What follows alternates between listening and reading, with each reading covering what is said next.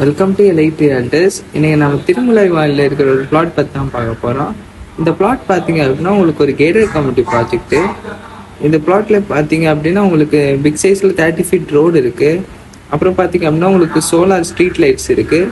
Plot பார்த்தீங்க அப்படின்னா உங்களுக்கு 600லேருந்து 2000 ஸ்கொயர் ஃபீட் வரைக்குமே உங்களுக்கு பிளாட்ஸ் எல்லாமே அவைலபிளாக இருக்குது.